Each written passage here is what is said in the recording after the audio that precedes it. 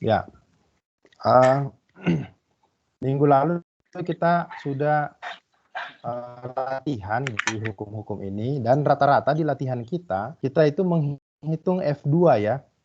Rata-rata yang dihitung adalah F2, F2. Padahal kan misalnya ada contoh seperti ini, ada F1 yang juga bisa ditanyakan. Nah, kira-kira apakah kita perlu menghitung lagi F1 kalau misalnya kita sudah menghitung F2?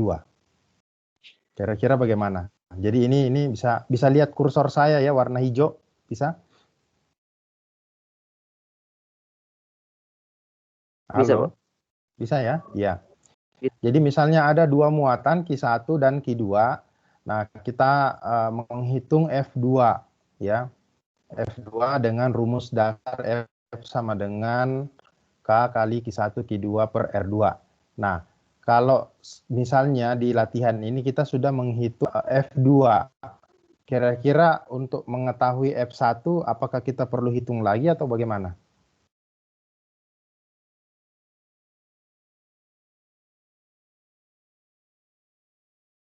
Kalau F1 nanti jadinya bagaimana?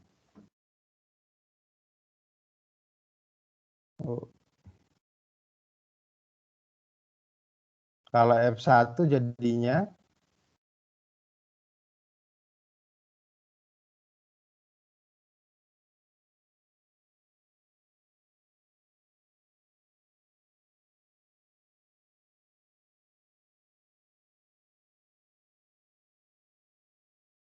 saya bikin aja ya section 3 di sini. Jadi misalnya kita yang lalu sudah menghitung F2 ya. Jadi F2 itu adalah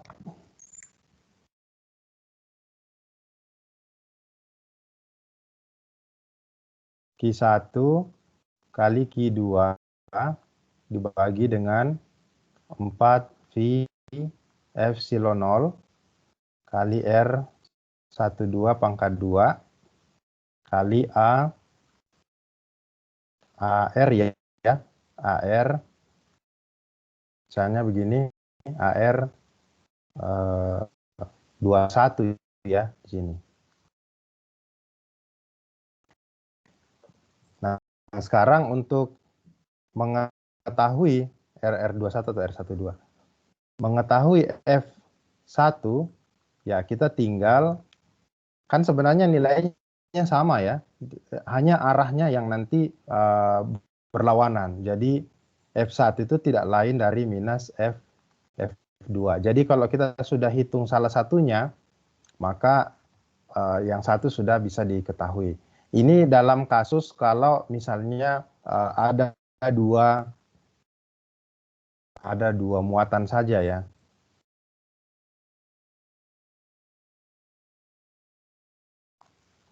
Jadi kalau lebih ya harus di cross check dulu apakah itu berlaku atau tidak. Mungkin seperti itu. Sekarang kita lanjutkan. Kita sudah menghitung gaya, maka sekarang kita bisa masuk ke tahapan selanjutnya di hukum kolom, yaitu tentang intensitas medan listrik.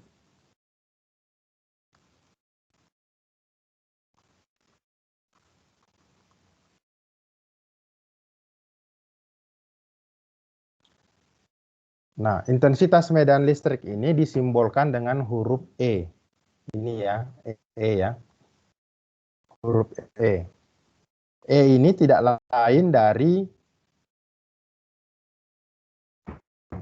satuan, ini E ini diukur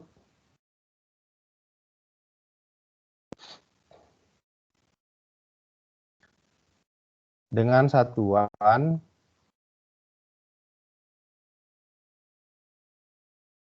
Newton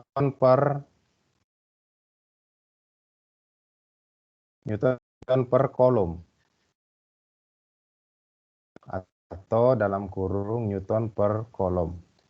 Nah, ini juga bisa dinyatakan dalam bentuk volt per meter.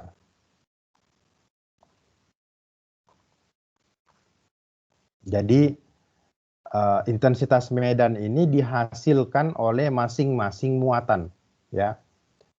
Jadi E sama dengan Q1, Q dibagi dengan 4V, ya, epsilon 0 kali R kuadrat kali AR.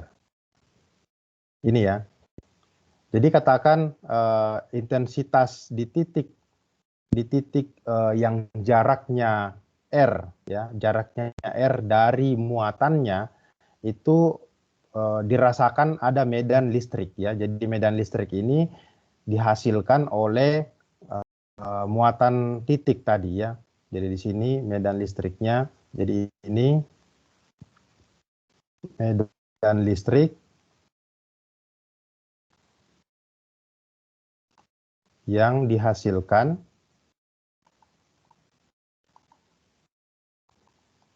oleh muatan titik.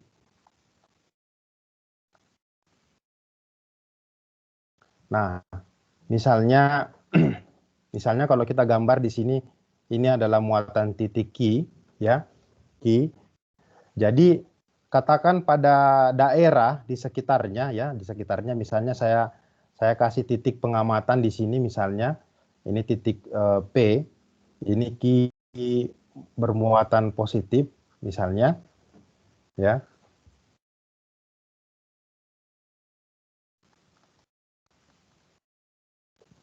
Jadi kalau kita amati di titik P, maka kita bisa menghitung atau menganalisis berapa intensitas medan listrik yang dihasilkan oleh muatan ini, ya.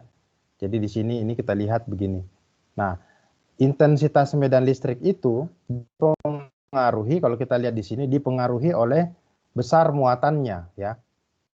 Besar muatan. Jadi dipengaruhi oleh besar muatan dan apa lagi kira-kira? Apa yang mempengaruhi intensitas medan listrik? Besar muatan dan jarak, ya. Jarak pengamatan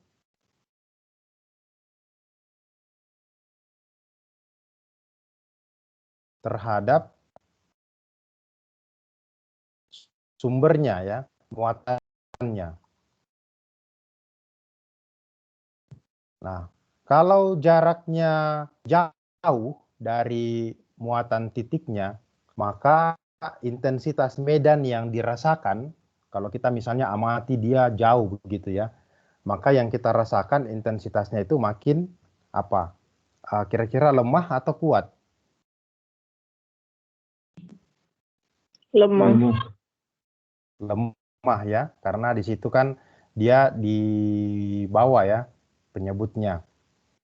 Jadi kalau jaraknya makin jauh, maka kita tidak merasakan kekuatannya yang dibanding kalau misalnya kita mengamati dari jarak yang dekat. Semakin dekat kita amati, maka semakin kuat intensitas medan listrik yang bisa dideteksi begitu, bisa dirasakan. Seperti itu kira-kira. Nah, jadi antara jarak pengamatan terhadap muatan dengan intensitas medan listrik itu berbanding terbalik, ya, berbanding terbalik. Dia di sini makin jauh jaraknya kita amati, maka intensitas yang dirasakan akan makin lemah. Makin dekat, berarti ini R-nya kecil, maka dia makin besar intensitas medan listriknya. Nah, bagaimana dengan besar muatan Q? Kalau besar muatan Q, semakin besar muatannya, maka dia intensitas medan listrik yang diamati nanti akan makin besar dan sebaliknya. Jadi antara besar muatan dengan intensitas medan listrik itu berbanding lurus, gitu ya. Jadi konsepnya sederhana seperti itu. Nanti paling kita mengimplementasikan bagaimana menghitung atau mengkalkulasi, menganalisis kalau ada suatu muatan dan kita mau deteksi berapa intensitas medan listriknya. Ya. Satuannya juga bisa dinyatakan selain Newton per kolom, jadi sama juga kalau dinyatakan dalam volt per meter. Itu saja mungkin. Gitu ya. Jadi kalau satu muatan seperti ini. Bagaimana kalau misalnya ada lebih dari satu muatan titik? Nah, kalau ada lebih dari satu muatan titik berarti kita harus jumlahkan gitu ya. Kita harus jumlahkan masing-masing. Nah, di contoh yang biasanya disajikan, saya perlihatkan dulu contohnya.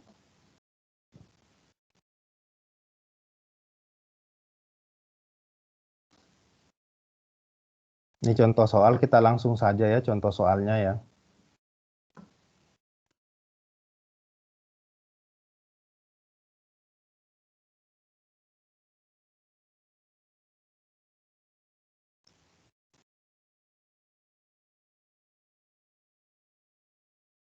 Bisa dilihat gambarnya. Coba. Bisa Pak. Nah, ini gambar dan sekaligus sudah ada dikasih keterangan supaya mempercepat, memudahkan gitu ya. Nah, kita cek di gambar ini. Katakan ada dua muatan. Ada muatan Q1 di sini letaknya, ya. Kemudian ada muatan Q2 di sini letaknya. Nah, kita amati dari titik pengamatan yang ada di P di sini ya. Di P. Berarti kalau kita deteksi atau kita mengamati dari titik P, berarti kita akan di P akan merasakan ada dua sumber muatan ya. Ada dua. Satu dari Q1 dan satunya lagi dari Q2 atau dari muatan kedua. Gitu. Jadi total yang dirasakan oleh P itu adalah penjumlahan intensitas medan listrik dari masing-masing sumbernya. Jadi kalau totalnya ini kita lihat di sini ya, ini ada intensitas medan yang dirasakan di P oleh sumber Q1 itu digambarkan secara vektor ke sini. Gitu, secara vektornya di sini.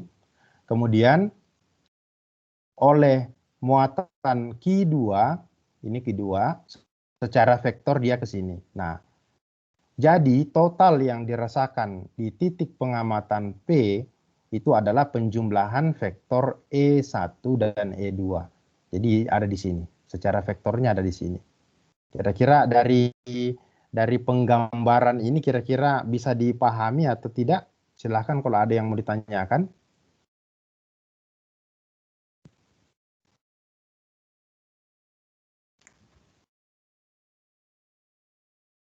Kita bisa tuliskan E di P itu sama dengan E1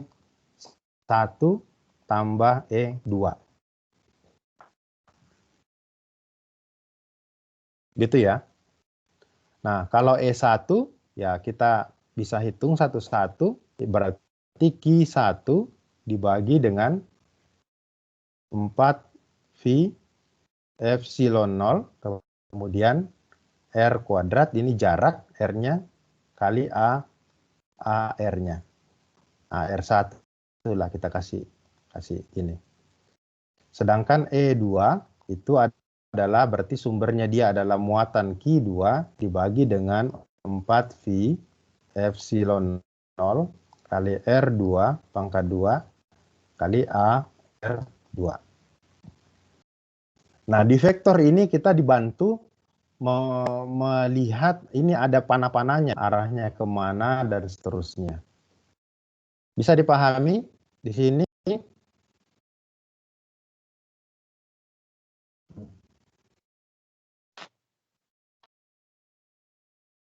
Bisa? Kita masuk ke contoh soalnya dengan memberi angka kira-kira koordinat di mana.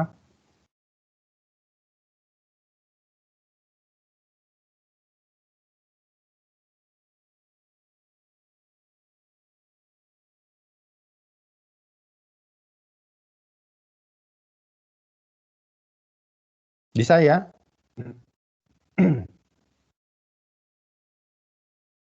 Nah, nanti kemudian kita latihan lagi ya dengan angka masing-masing kira-kira bagaimana ya bisa menghitung ininya. Atau mau coba hitung satu-satu dulu ya? Kita coba dulu ya, satu ya. Iya Pak, satu-satu dulu Pak. Satu-satu dulu ya. Misalnya satu muatan dulu ya. Kita Iya, Pak. ambil contoh ini saja. Contoh yang gambar yang ada ya. Contoh gambar yang ada. Nah, misalnya muatan Q1, ini contohnya.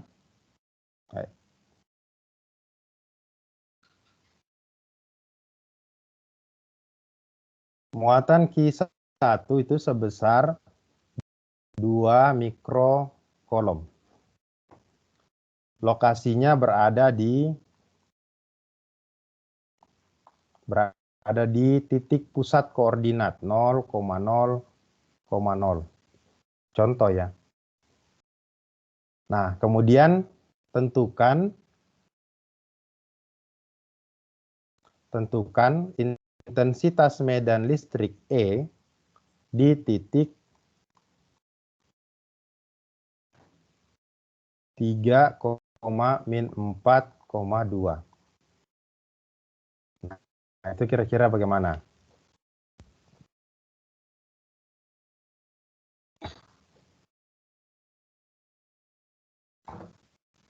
Jadi kita harus mencari apa? Sama seperti waktu kita menghitung gaya ya. Kita harus mencari vektor jaraknya.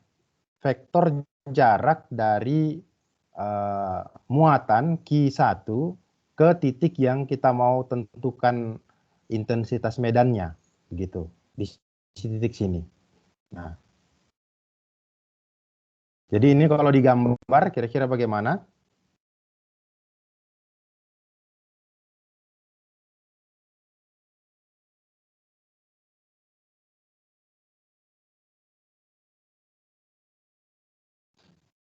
Kalau kita gambar, Q1 ada di sini ya, di dalam ya.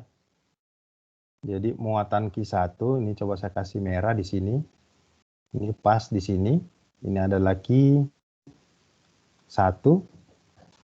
Kemudian titik pengamatan itu berada di koordinat 3, -4, dan 2 ya. Berarti ini 3 satuan kita ambil di X positif berarti ya. 1, 2, 3. Kemudian Y-nya -4 berarti 4 satuan ke sana. 1, 2, misalnya 3, 4. Jadi kita tarik kira-kira garis. Kemudian 2 satuan, setnya 2, berarti 2 satuan ke atas. Ini setnya ya. Ini Y dan ini X. Jadi kira-kira 2 satuan. Ini 2, sepanjang ini kira-kira naik ke atas. Anggaplah di sini ya. Nah, titik pengamatan kita di P ada di sini. Koordinatnya 3, -4,2. Ini P. Titiknya ada muatannya ada di Q1. Jadi kita coba gambar vektornya ya, dari muatan sini ke sini. Ini adalah vektor jaraknya ya. Vektor jaraknya itu kita kasih R ya. R.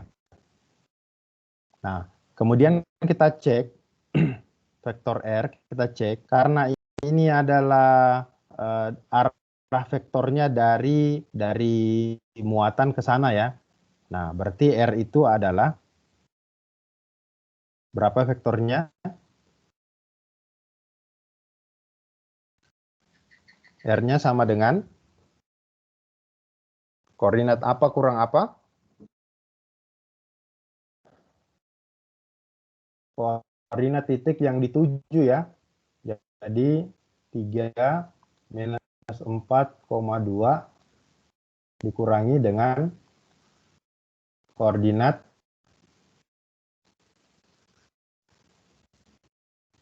titiknya ya, 0,0,0.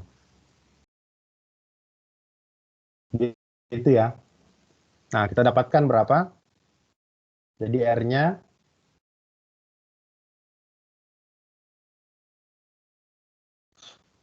tetap ya. Jadi 3, min 4,2.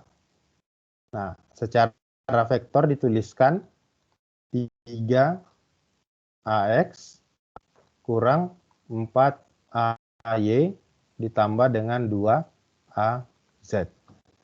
Ini adalah vektornya. Kalau dicari besarannya, berapa ini besarannya? Besar vektornya. Ini sama dengan akar dari 3/2 ditambah min 4/2 tambah 2/2. Ini sama dengan akar 29 ya. Oke. Nah, sekarang R-nya sudah kita ketahui. Nah, AR-nya berapa? Vektor satuannya adalah vektornya R dibagi dengan besar vektor. Ya, ini kan gampang ya. Jadi 3AX kurang 4AY ditambah 2AZ dibagi dengan akar 29. Ini gampang lah ya. Nanti tinggal cari akarnya. Akar 29 itu berapa? Seperti itu.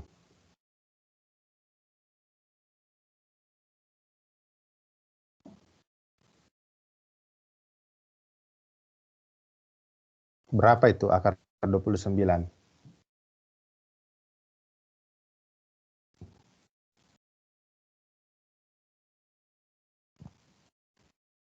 $5,38, Pak. 5,338 ya. Ini saya bisa tulis di samping sini. 5,38. Jadi AR-nya ini bisa kita tuliskan 3 dibagi 5,38 berarti dapat berapa itu? 3 dibagi 5,38 hasilnya adalah 0,557 berarti 6 ya, kita bulatkan 57 berarti 6. AX kemudian dikurang 4 bagi 5,38 dapat 0,69, Pak. 0,74 AY ditambah dengan 2 bagi 5,38 dapat 0,37. Ini AZ. Jadi ini hasilnya. Jadi E-nya kita tinggal input semua. E-nya di titik P itu adalah Q1. Q1-nya berapa? Q-nya adalah 2 mikrokolom ya. Berarti 2 kali 10 pangkat minus 6 bagi 4V kali epsilon 0. Epsilon 0 berapa? 8,854 kali 10 pangkat minus 12 kali,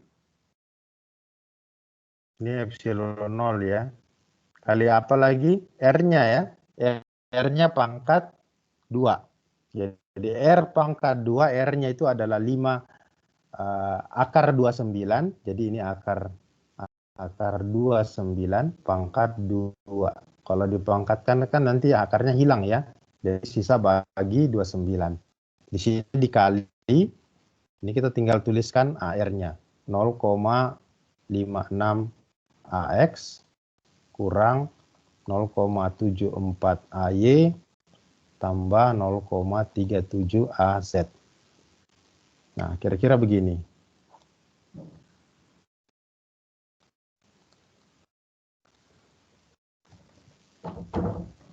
Jadi ini silahkan hitung ya. Ini kuadratnya bisa hilang dengan akarnya ya. Ini saya coret karena akar itu kan pangkat 1/2 ya. Ini saya coret. Dari sisa 2 kali 10 pangkat 6 2 kali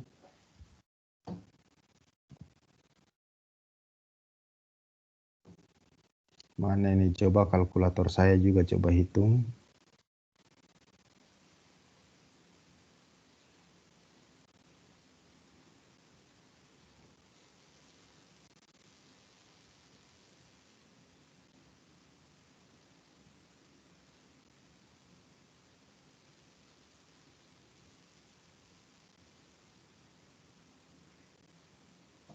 Waduh, nggak kelihatan di Pak, kalkulator saya. ini Kak.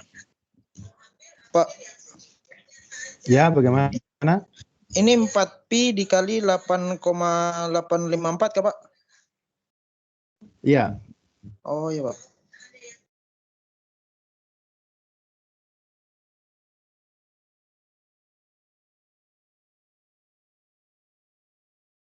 Dapat berapa hasilnya?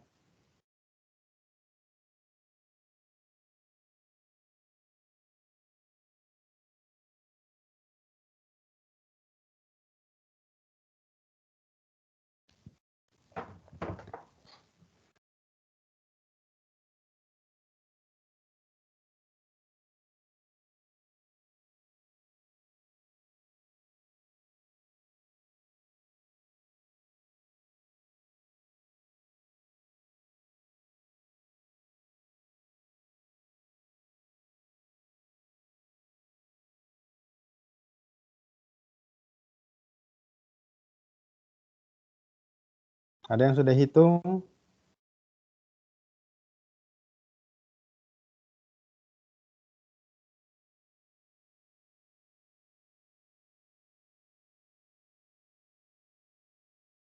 Dua kali 10 pangkat minus 6.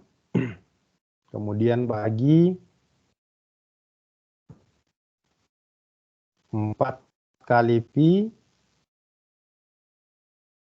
Pak, saya dapatnya kali 8,854 kali 10 pangkat minus 12 kali 29 ya, tinggal kali 29 aja ya yang bagian bawahnya. Dapat saya berapa? dapatnya 620,1 Pak. Kalau saya dapat di sini 619,84. Ada yang dapat sama? Ada Pak, saya Pak. Ada ya. Nah, Ya. ini kali 0,56 AX kurang 0,74 AY tambah 0,37 AZ. Ini kita tinggal kali ke dalam saja masing-masing.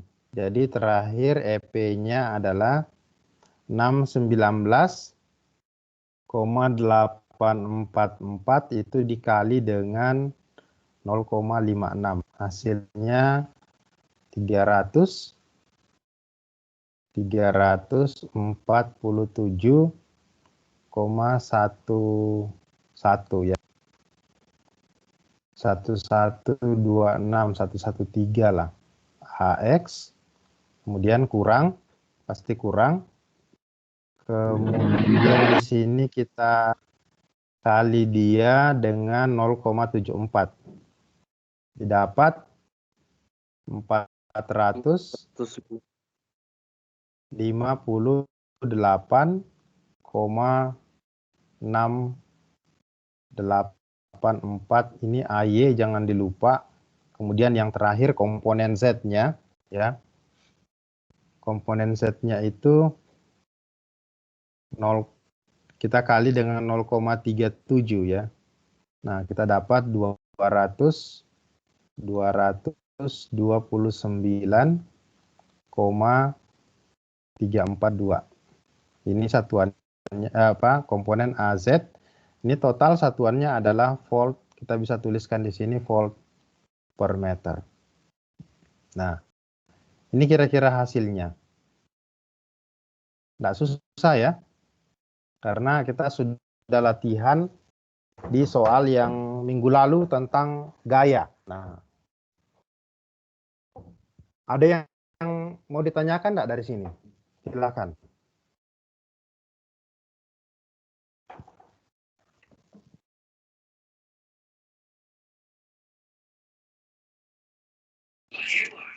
Bapak saya mau tanya Bapak. Siapa? Mika Bapak, Mika. Mika. Iya, silakan Mika.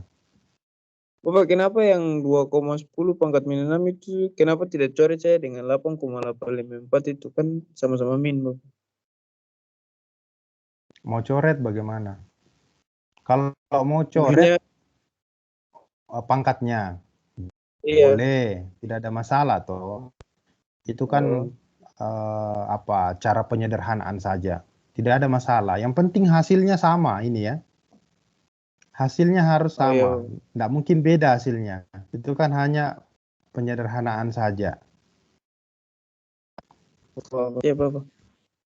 Iya. Nggak ada masalah. Oke. Ada lagi yang mau bertanya? Saya, Pak. Silakan, Rio. Ini Pak, kemarin ini rumusnya hampir sama kayak kemarin tuh Pak. Iya, memang hampir sama. Kalau yang kemarin kan rumusnya apa? Gaya ya? Iya Pak. Yang kita bahas minggu lalu kan gaya. Nah, gaya itu berarti selalu terkait dengan dua muatan. Nah, makanya kenapa rumusnya itu F sama dengan Q1, Q2. Jadi ada dua muatan kan? Nah, interaksi dua muatan. Gitu ya. Sedangkan intensitas medan magnet itu adalah medan listrik ya, bukan medan magnet. Medan listrik itu adalah medan yang dihasilkan oleh muatannya. Begitu. Jadi ya dari masing-masing satu. Jangan dicampur adukkan gitu. Silakan. Iya Pak. Pak, kalau yang ini Pak. Makanya kalau sudah biasa menghitung gaya, nanti hitung intensitas medan listrik itu jadi gampang. Tidak ada kesulitan karena hanya Q di sini saja. Q dibagi dengan yang lain sama semua yang dicari. Vektor R-nya dicari dulu, vektor jaraknya ya. Kemudian vektor satuannya sama-sama yang dicari. Cuma penentuan hasil akhir kan sesuai dengan yang ditanyakan. Gitu kira-kira. Apalagi? Berarti kalau 8,854-nya kita pakaikan sepertiga 6. Itu bisa Kak, Pak? Bisa, enggak ada masalah. Oh, siapa? Terserah pilih yang mana ya memudahkan kalian. Yang penting hasilnya benar. Gitu loh. Siapa? Makasih Pak. Saya tidak menekankan nanti kalian harus pakai yang mana ya, enggak. Saya menekankan nanti bahwa karena ini adalah vektor, maka besar yang kalian dapat ini berapa ini dan arahnya kemana. Sekalipun kalian dapat benar di sini ya, misalnya contoh ini ya, kalian benar dapat 347,113. Tetapi di sini yang kalian dapat minus 347,113 AX. Ya tetap salah. Kenapa? Karena itu berarti dia mengarah mengarah ke sumbu X negatif. Ya, kalau secara gambar kita lihat di sini tadi ya, ini ya gambarnya ya. Nah, coba perhatikan arah panah di 3 dimensi ini yang saya gambarkan. Arah panahnya itu menunjuk kemana? Menunjuk ke kuadran berapa atau kamar berapa? Kalau masih ingat dengan pembagian kamar-kamar yang 2 minggu lalu kita bahas. Ada yang ingat? Ini kayaknya saya sempat di sini misalnya. Nah, ini gambar pertama ini. Nah, di soal yang baru kita selesaikan itu arah panahnya ini menuju ke mana? Menuju ke kamar mana?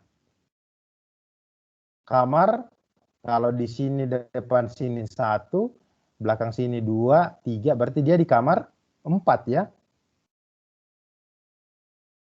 Iya, bisa ditangkap?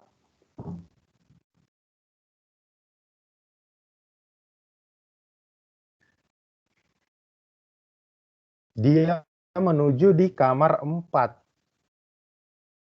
Nah, kalau dia menuju ke kamar 4 itu berarti bahwa panah ini menuju ke semua panah ini menuju ke daerah yang X-nya selalu positif. Ini X-nya positif ini. Dia menunjuk ke sana, berarti ke arah X positif. Nah, ini ya X-nya. Jadi ini X-nya positif. Kalau misalnya kalian hitung, kalian betul dapat 347, tetapi X-nya negatif. Ya salah. Kenapa salah? Karena kalau X-nya negatif, itu berarti panahnya menuju ke belakang sana. Paham maksudnya? Paham, Pak. Jadi penekanan di sini di Medan itu adalah bahwa Medan yang kita bahas ini adalah besaran vektor. Itu berarti arahnya ada dan besarnya berapa. Itu ada juga. Jadi itu kita dilatih menganalisis besarnya berapa dan arahnya kemana. Itu sebenarnya tujuannya belajar Medan. Jadi kita bisa mengkalkulasi, menganalisis besar vektor atau besar medan, baik itu medan listrik maupun medan magnet nantinya. Sebenarnya itu sih tujuannya. Jadi mau tidak mau, memang kita harus menguasai tentang vektor. Tidak bisa kita hanya bahas konsepnya saja, tidak bisa seperti itu, karena kita harus bisa memperkirakan atau menghitung lah begitu ya, besarnya berapa dan arahnya kemana. Karena dua itu penting sekali di Medan, di analisisnya ya. Ya, saya kira di sini cukup. Silahkan misalnya kalau saya lanjutkan soal ini saya rasa sudah clear ya. Soal pertama ini kalau satu titik saja. Nah, kalau misalnya ada muatan lain, jadi ada muatan lain,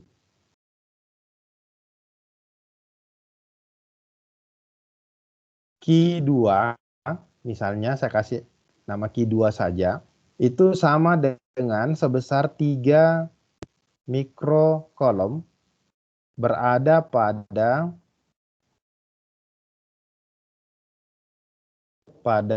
titiknya dia adalah minus 1,2,3. Nah, tentukan E di P. Tentukan intensitas medan listrik di titik P. Titiknya sama ya. Jadi ini tambahan. Ini soal kedua ya. Ini soal B lah. Yang tadi soal ini A.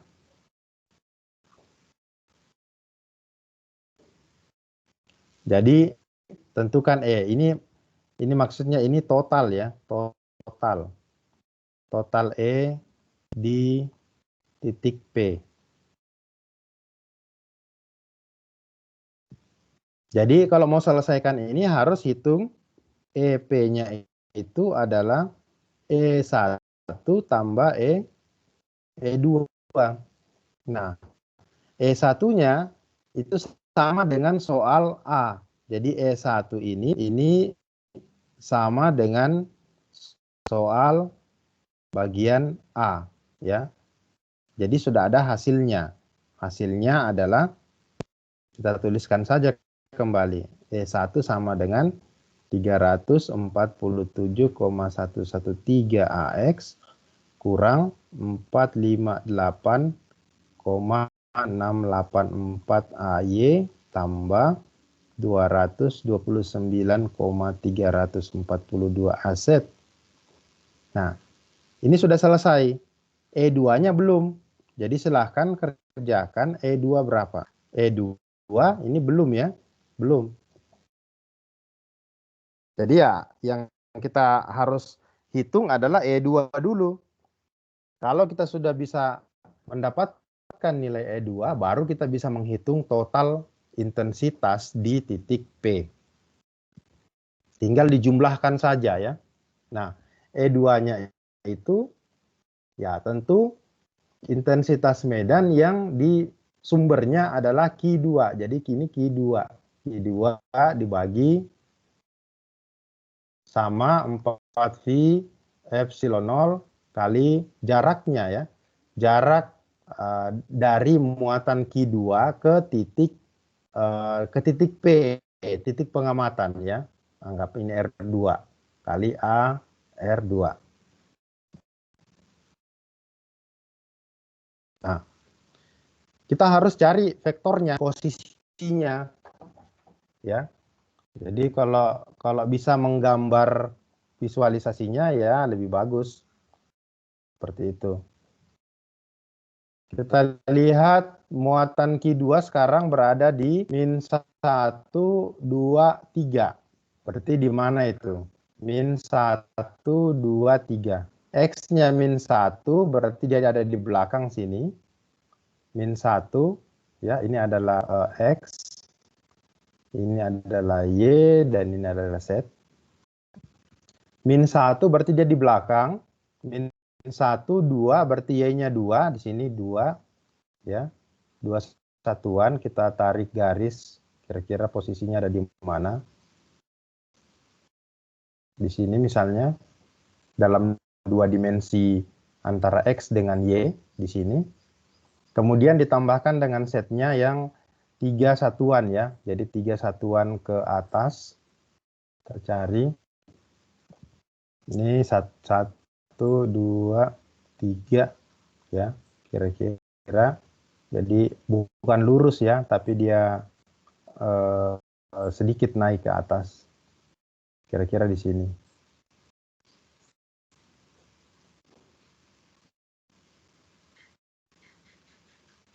Nah, ini adalah titik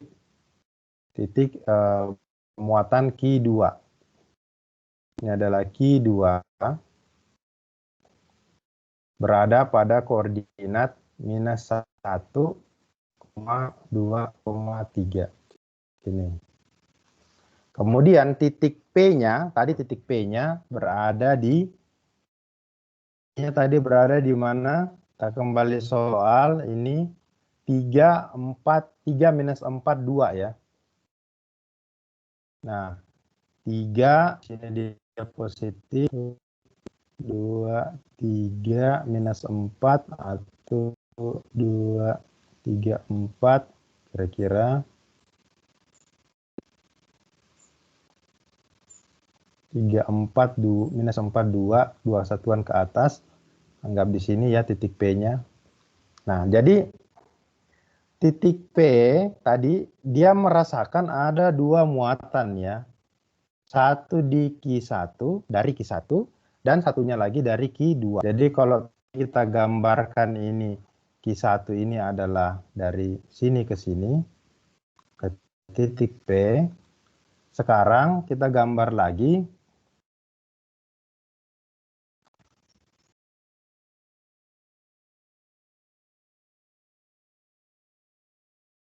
Dari Q2 ke sini, ke titik P.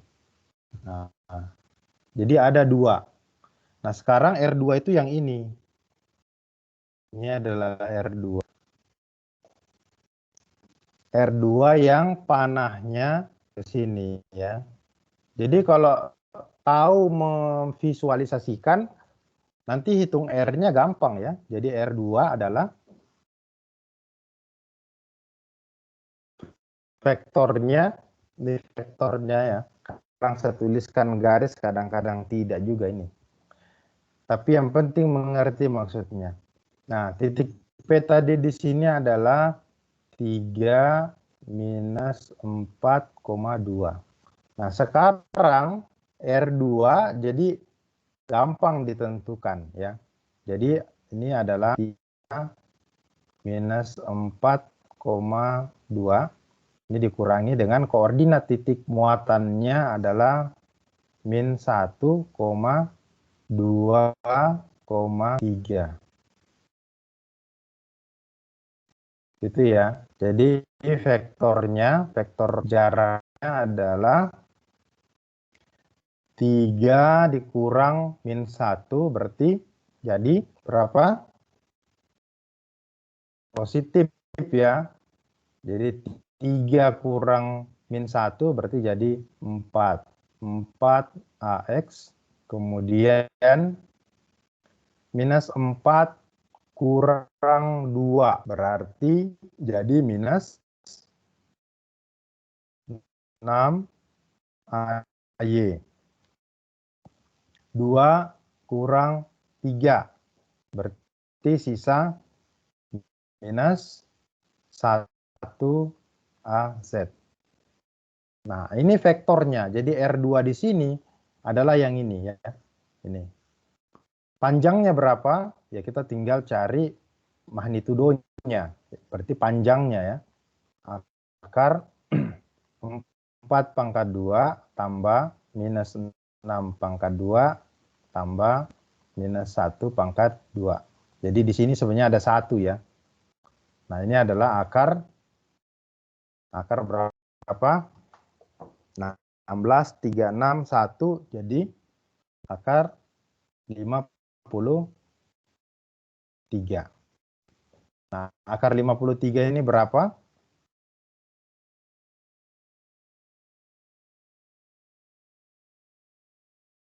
Coba yang punya kalkulator.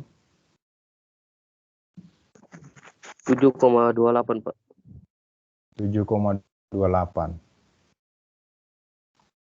7,28 panjangnya ya.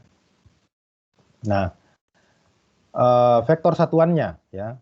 Jadi A R2 itu sama dengan vektornya 4 AX min 6 AY min AZ bagi dengan 7,28. Berapa ini? 4 bagi 7. 4 bagi 7,28 dapat 0,55 ya. 0,55 AX kemudian dikurang, ini tandanya tetap minus 6 bagi 7,28 sama dengan 0,82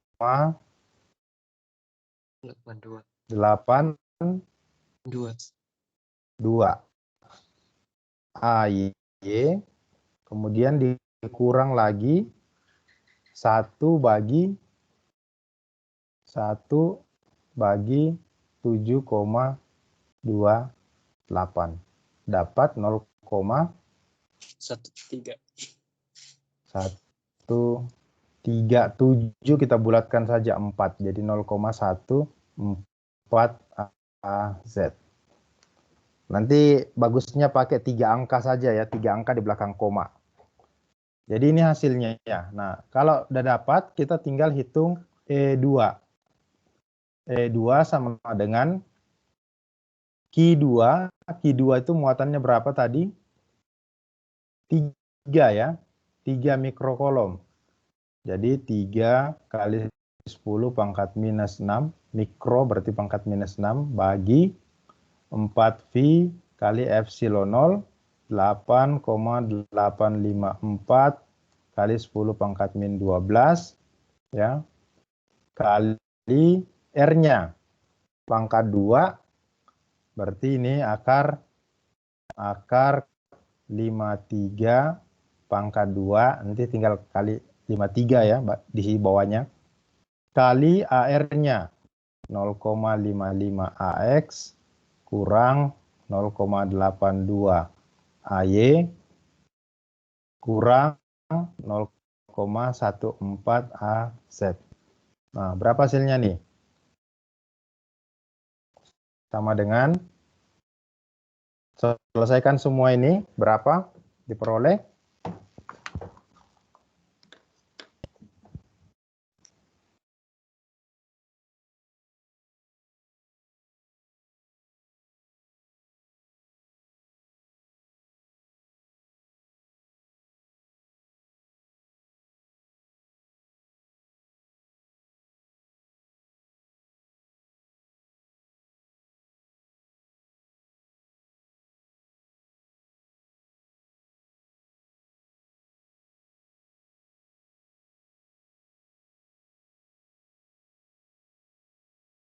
Ada yang sudah dapat?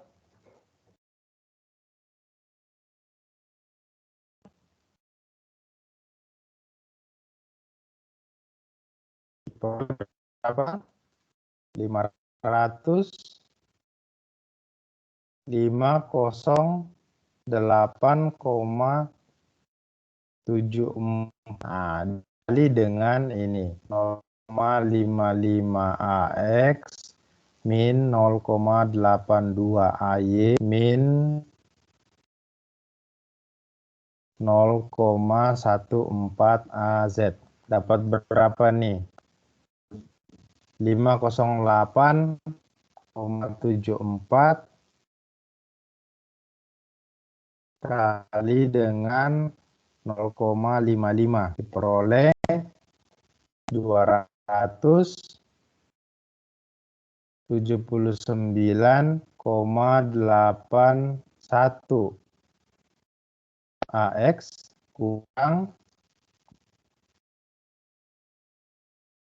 508,74 kali lagi dengan 0,82. Jadi didapat 417,17 AY. Kemudian dikurang dengan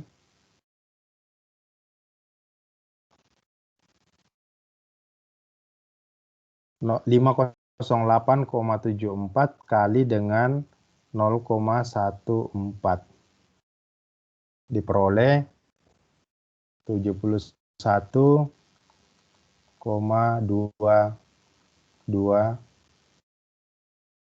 AZ. Nah, sekarang kita sudah peroleh E2 ya dengan E1. Tadi di sini E1 di soal pertama ya. Ini. Sekarang E total ya di titik P, E di P itu adalah E1 tambah E2. Nah, yang mana yang dijumlah? Kita jumlahkan sesuai dengan komponennya ya. Jadi AX dengan AX, AY dengan AY, dan seterusnya.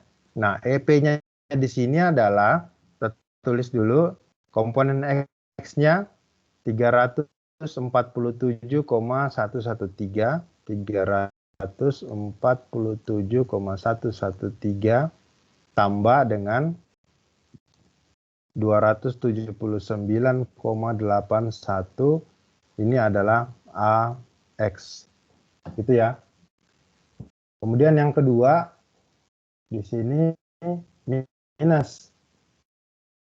Nah, minus AY-nya. Jadi ini saya tulis saja, tambah di sini, dalam kurung, ini minus 458 koma berapa tadi? 684. Kemudian di jumlah atau di sini dikurang 417,17. Ini adalah komponen AY. Kemudian komponen setnya di pertama adalah 229. Jadi ini tambah 229, berapa? 342 ya. Kemudian dikurang dengan ini setnya ya. Ini. Minus 71,22. Ini adalah AZ. Totalnya kita peroleh EP sama dengan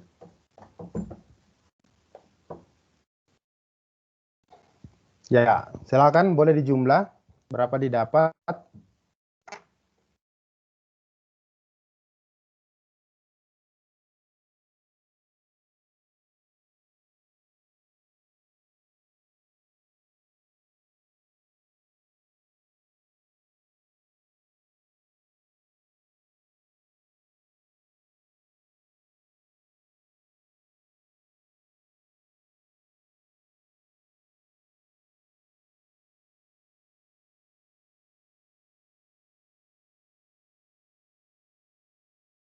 Dapat berapa?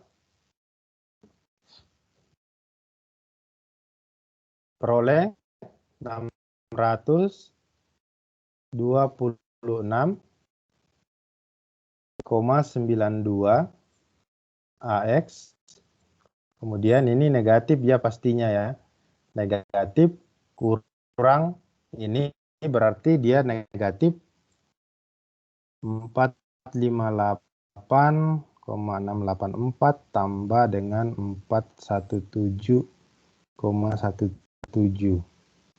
875,875,85. Y. Kemudian ditambah dengan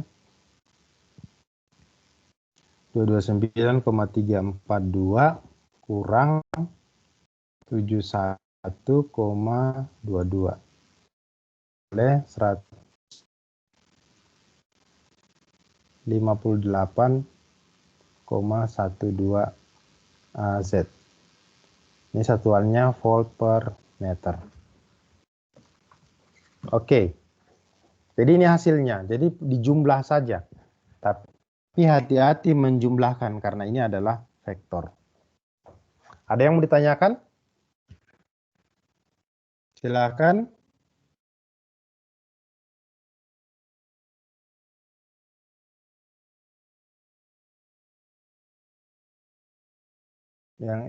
Yang ada di sini roomnya ini daftarnya sekitar 31 mahasiswa ya. Ya, 31 orang ini Bapak tidak tahu semua menyimak atau yang kuliah adalah HP-nya. Gitu ya. Jadi kan susah dideteksi. Kecuali kalau saya tanya nanti baru saya bisa nilai kalau responnya seperti apa gitu ya. Ya, silahkan kalau ada yang mau ditanyakan.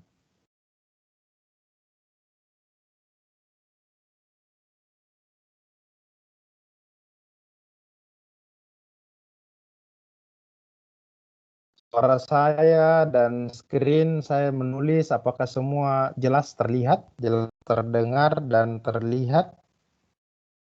Jelas, Pak. Jelas Pak, jelas Pak. Jelas Pak, jelas. Pak.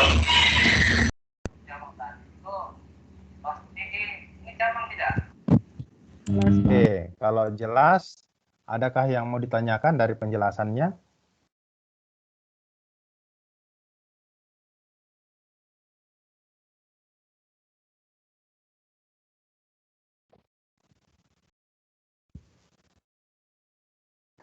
Pak, coba bisa geser ke atas sedikit ya, Pak?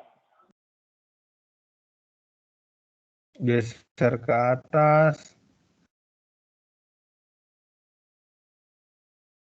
Yang mana? Lagi, Pak.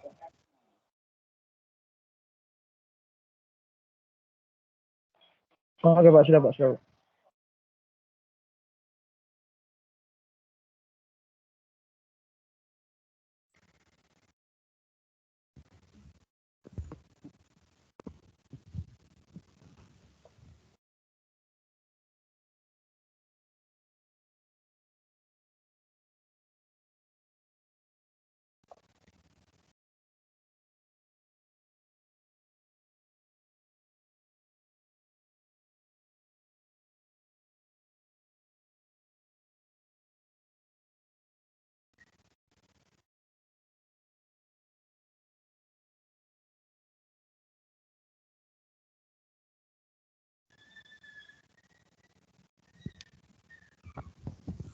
Jelas ya?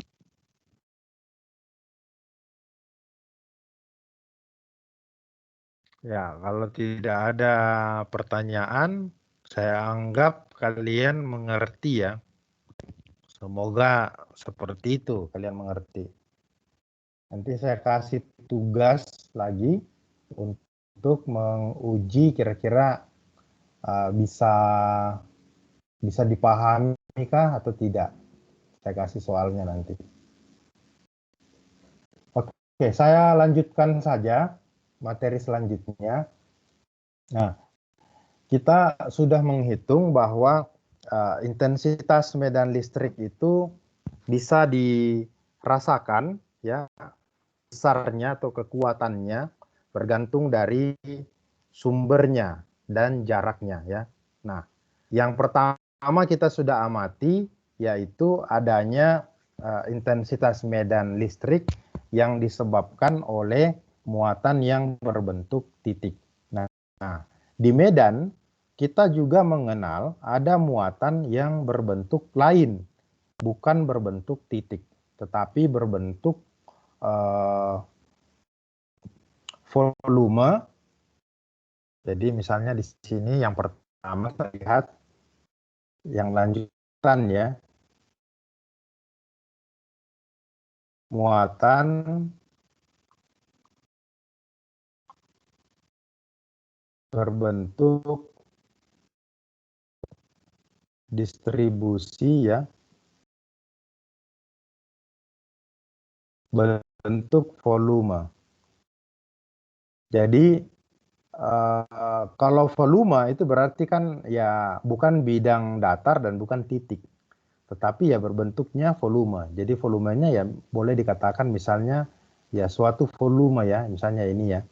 Nah, di dalam volume ini ada full muatan, katakan semua muatannya positif ya. Jadi bayangkan awan misalnya, seperti awan misalnya. Nah, ini ada kerapatan volumenya ya. Ini misalnya di sini modelnya kayak gini. Saya ambil saja. Jadi kita tidak lihat lagi dia sebagai suatu titik, tetapi sebagai suatu volume. Nah, volume ini macam-macam bentuknya. Jadi bentuknya boleh seperti awan misalnya, bentuknya boleh bola misalnya, bentuknya boleh seperti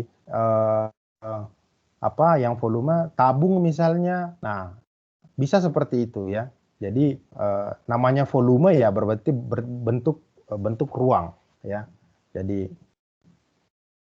volumenya ini bisa persegi, bisa bentuk tabung, dan bisa bentuk bola. Itu sebabnya kenapa kita belajar koordinat persegi, koordinat tabung, dan koordinat bola. Karena ada kaitan dengan hal ini, bahwa medan itu bisa berbentuk distribusi muatan yang bentuknya volume. Itu kira-kira. Nah, di dalam misalnya volume yang ada di gambar saya ini misalnya, dia punya kerapatan ya. Jadi di sini ada kerapatan muatan. Nah, untuk volume diberi simbol rho V. Ini artinya kerapatan muatan yang berbentuk volume. Nah, satuannya adalah kolom per meter pangkat 3.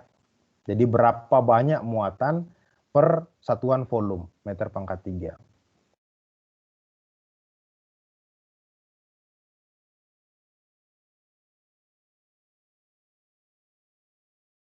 Kira-kira seperti ini.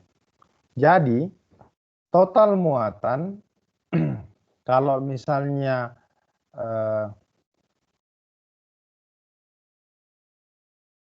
jumlah muatan yang kecil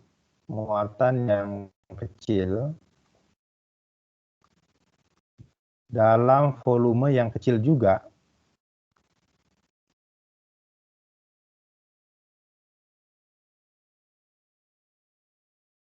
nah kalau misalnya saya nyatakan muatan yang kecil ini adalah, katakan adalah delta Q, kemudian volume yang kecil ini adalah delta V, ya, itu berarti delta Q itu sama dengan kerapatannya berapa dikali dengan delta V. Kira-kira begini ya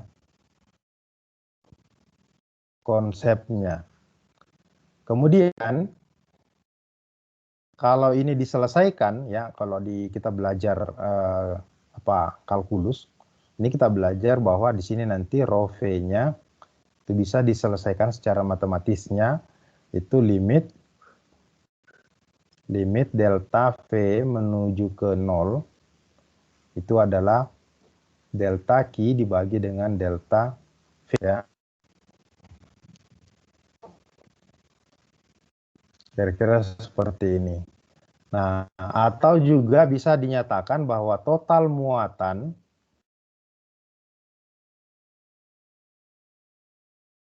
dalam satuan volume, dalam volume tertentu, itu kita bisa dapatkan dengan cara mengintegralkan ya. Jadi ini adalah integral volume dari rho V dV. Jadi ini kira-kira bisa persamaan umum yang bisa kita gunakan untuk menghitung berapa banyak total muatan yang ada dalam suatu volume tertentu. Nah, kita ambil contohnya. Kita lihat contoh soalnya.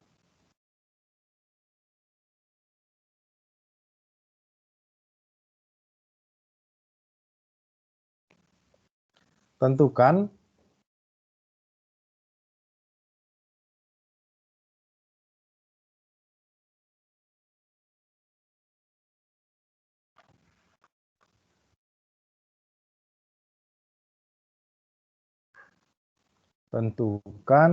total muatan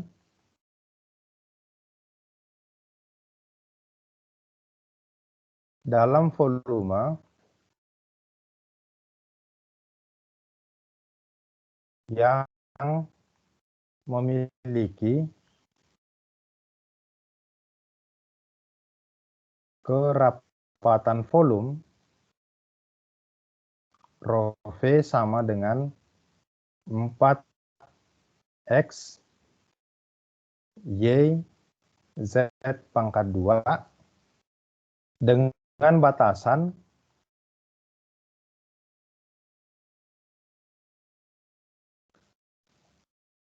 rohnya itu mulai dari 0 sampai 2. Kemudian psi-nya itu batasannya dari 0 sampai V per 2. Kemudian batasan lagi Z-nya itu adalah dari 0 sampai 3. Sekilas dari gambar ini, ya, dari soal ini, contoh soal ini, berarti volumenya ini berbentuk apa?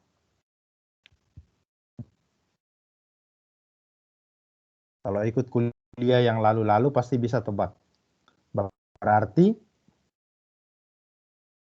volume, distribusi volume dari muatan ini berbentuk, ada yang tahu?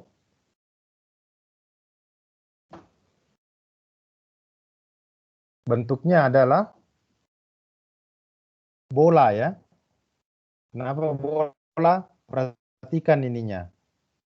Ada rho batasannya, ya. Ada rho dari 0 sampai 2. Kemudian ada psi.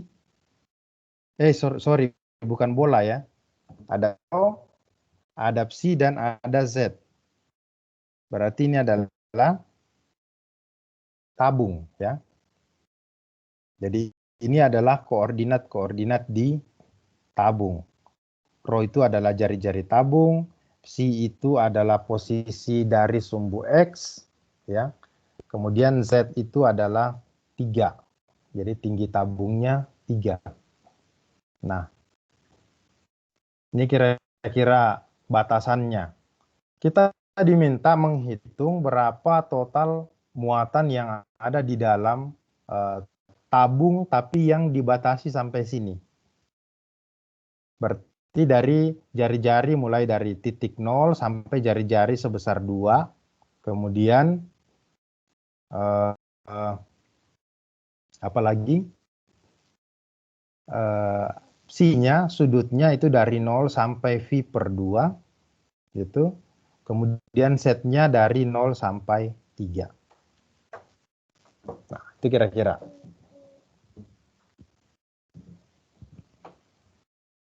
Ada yang bisa hitung? Ada yang bisa menentukan ini berapa total volumenya?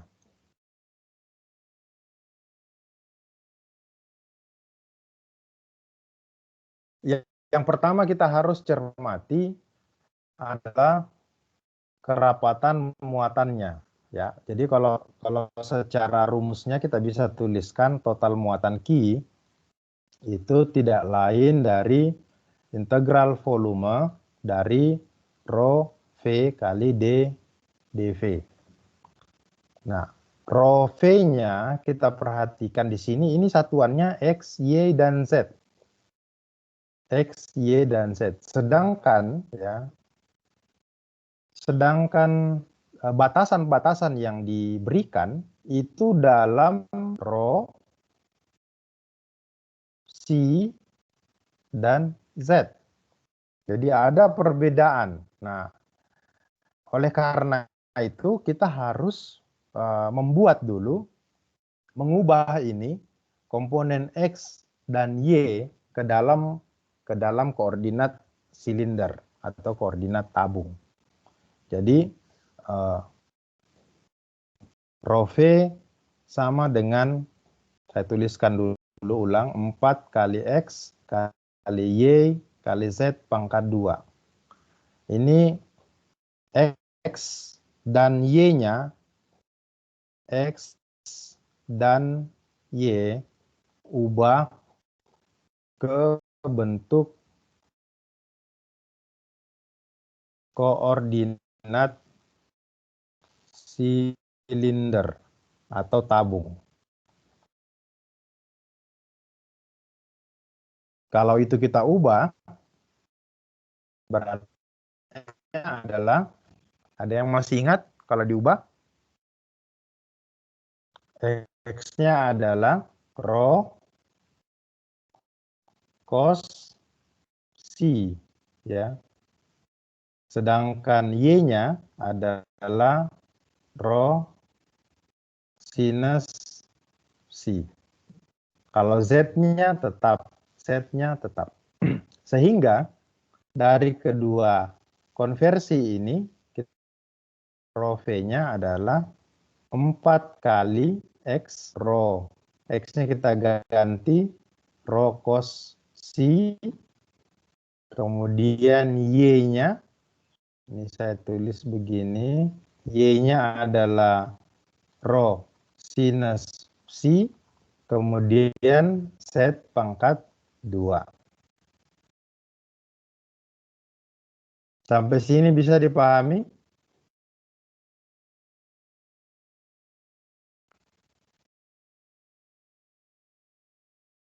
Halo?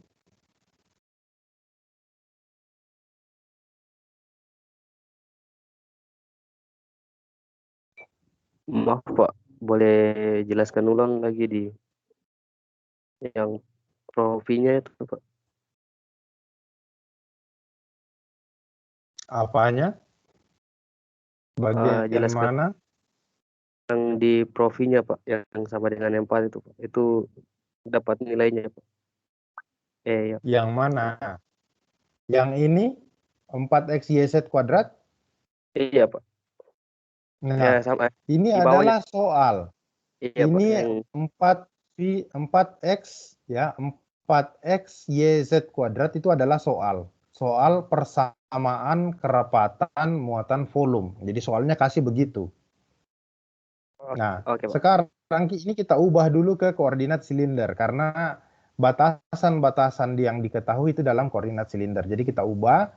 Nah, ubahnya adalah X-nya itu adalah rho cos C, Y-nya itu adalah rho sin C. Nah, ini kita pelajari di pertemuan kedua kalau tidak salah. Pertemuan kedua. Tentang koordinat tabung ya. Ini ya. Ini koordinat tabung. Ini kuliah kedua dulu. Bisa dilihat? Bisa Pak. Jadi ya sebaiknya ubah-ubah koordinat ini kalau bisa dihafalkan ya lebih bagus lagi. Jadi bisa cepat. Ini ya, X-nya itu yang mana ini X? Ini X berubah jadi rho cosinus C, sedangkan komponen Y-nya di sini Y-nya adalah rho sinus C gitu.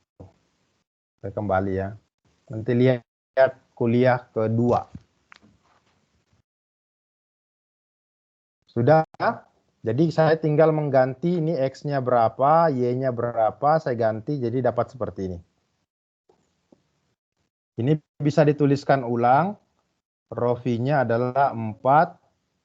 Rho-nya ada 2, berarti rho kuadrat. Ya. 4 kali rho kuadrat kali. Apalagi?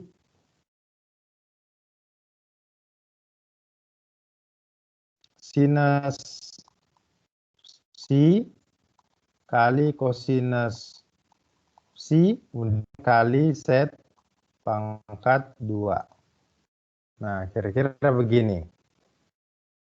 Dalam parameter koordinat tabung. Kalau rho V-nya sudah dalam koordinat tabung, kita tinggal menghitung total muatannya, Q-nya itu adalah integral volume dari rho V kali D dV. Kita tinggal input. Rho V-nya adalah seperti ini. Nah, integral volume ini tentu nanti menjadi integralnya 3 kali gitu ya. Misalnya di sini adalah Z sama dengan dari 0 sampai, kalau soalnya dinyatakan Z-nya itu 0 sampai 3. Jadi batasnya 0, Z0 sampai 3. Kemudian ini C-nya mulai dari nilai 0 sampai V per 2.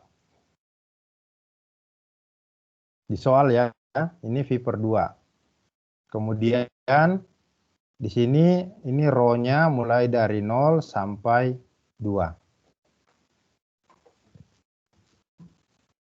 Kita tuliskan row V-nya itu 4 kali sin psi kali kosinus psi kali set pangkat 2. Kali ini ada dv. dv-nya untuk koordinat tabung ya. dv-nya itu adalah d rho kali rho kali d psi kali d z. Gitu ya, di koordinat tabung kita sudah bahas.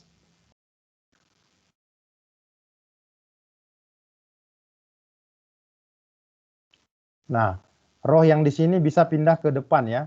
Jadi kalau kita tuliskan ulang, Q-nya sama dengan integral dari set sama dengan 0 sampai 3, integral dari psi sama dengan 0 sampai V per 2, kemudian dari integral dari rho sama dengan 0 sampai 2. Kita tuliskan ulang 4 kali rho pangkat, di sini pangkat 2, ditambahkan dengan rho 1 di belakang jadi pangkat 3 ya. Kali sinus psi cos psi kali set pangkat 2. Nah, ini jadi D rho kali D psi kali D set. Udah.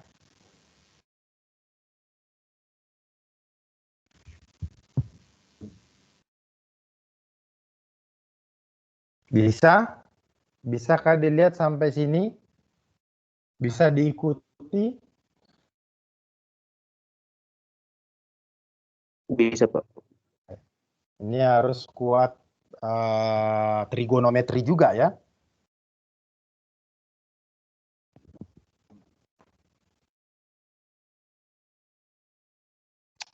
Harus kuat kalkulus.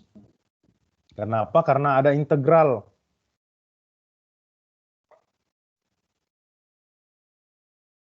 Kalkulus setahu saya ada 2 kali disajikan ya buat elektro ya. Sebenarnya standarnya sih 3 kali kalkulus. Jadi kalau zaman saya kuliah dulu ya kalkulus itu ada 3. Kalkulus 1, kalkulus 2, dan kalkulus 3. Tapi kurikulum belakangan ini, kurikulum baru itu hanya 2 kalkulus. Kenapa? Karena materi tingkat SMA itu sudah di-upgrade juga naik ya. Jadi masuk universitas sudah dianggap menguasai sebagian dari kalkulus. Seperti itu. Nah, kira-kira kalau sudah sampai di sini bisa diselesaikan tidak? Pernah dapat integral yang ada simbolnya begini 3 kali?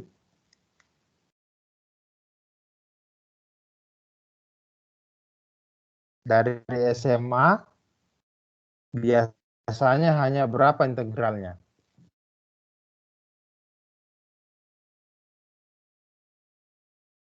Ini buat angkatan yang baru ambil Medan. Kalau mahasiswa yang mengulang ya sudah paling tidak mengingatlah bahwa saya pernah menjelaskan tentang ini ya.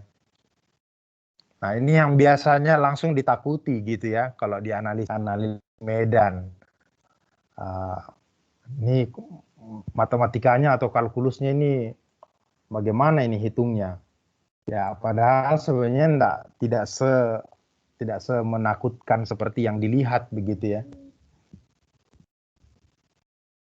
Tidak seperti itu juga. Jadi ini kalau kita perhatikan kan sebenarnya ada 3 integral yang dikali begitu ya. Tidak ada 3 integral yang harus diselesaikan dalam satu kali perhitungan begitu. Jadi kalau lihat ininya, jadi sebenarnya ini adalah 3 jenis integral yang digabung ya. Nah, contohnya misalnya ketika kita mengintegralkan terhadap d rho, berarti kita perhatikan yang kita integralkan adalah komponen rho saja. Nah, yang lain kita anggap konstan. Ya, seperti itu kira-kira. Jadi jangan ribet lihatnya. Nah, kita lihat satu-satu. Jadi misalnya integral d rho, berarti yang kita perhatikan adalah batasnya, rho-nya dari 0 sampai 2, kemudian komponen rho-nya, rho pangkat 3. Nah, kalau ya jadi begitu caranya ya mengintegralkan. Jangan dilihat langsung full. Wah, ini bagaimana cara penyelesaiannya? Jadi pasti memang akan bingung gitu ya.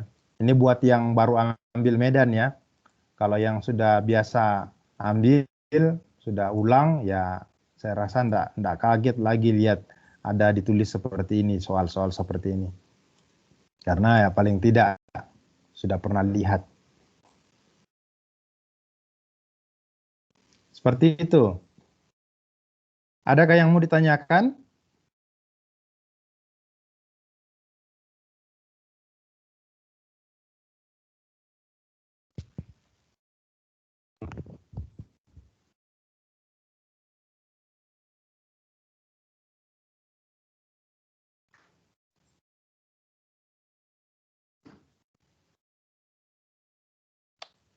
Tidak ada. Kalau tidak ada, saya lanjutkan. Saya coba selesaikan integral ini. Q-nya sama dengan yang pertama yang akan kita selesaikan integralnya adalah rho dulu ya. Kita integralkan rho-nya. Jadi ini saya tuliskan tetap dari Z sama dengan 0 sampai 2. Kemudian integral dari psi sama dengan 0 sampai V per 2. Nah, kalau saya integralkan rho, itu berarti akan keluar ini ya, integral dari rho pangkat 3.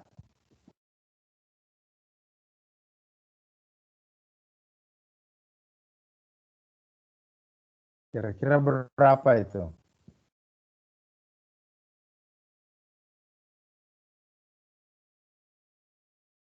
Saya bikin sekilas dulu di sini.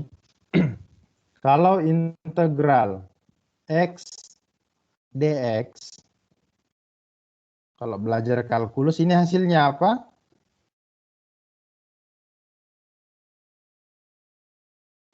Ayo.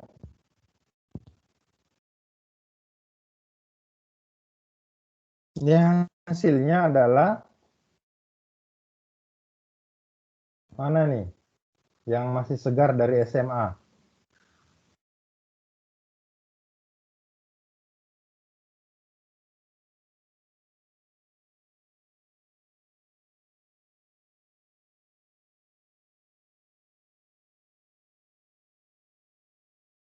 Coba, siapa? Pak Immanuel, coba. Integral x dx itu apa?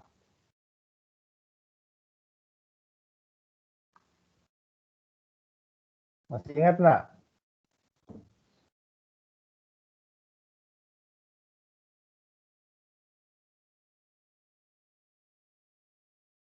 Immanuel ada toh? Hadir Pak, hadir. Ya, bisa masih ingat? Masih Pak. Integral x dx.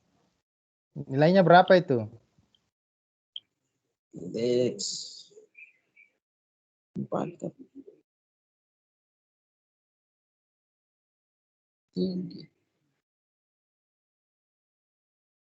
Integral x dx berapa? 2 X Seperdua. X pangkat 2 tambah C. Melvin ini yang jawab ini. Seperdua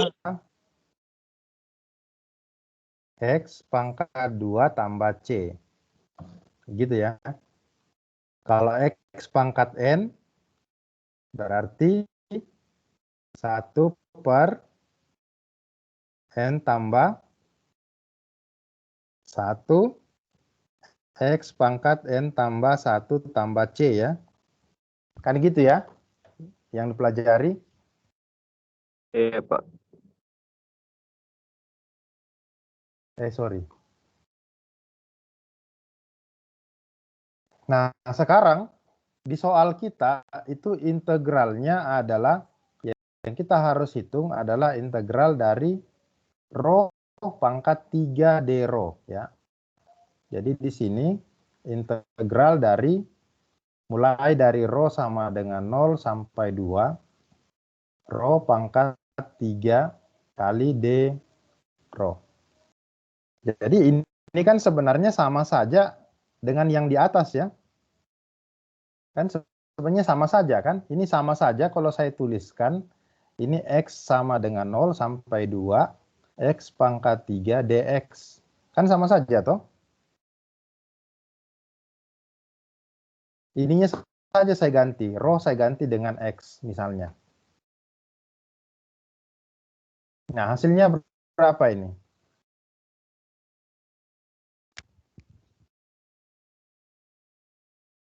Hasilnya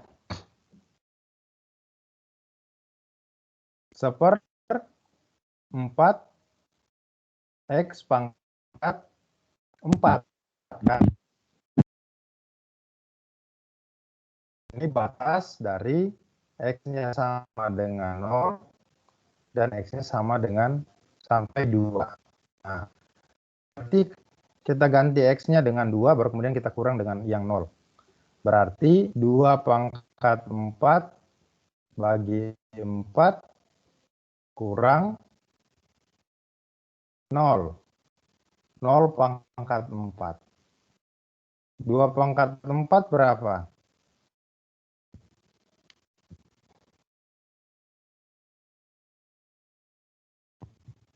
2 pangkat 4 berapa? 16, Pak. Dapat 16. 16. 16/4. Jadi hasilnya adalah 4.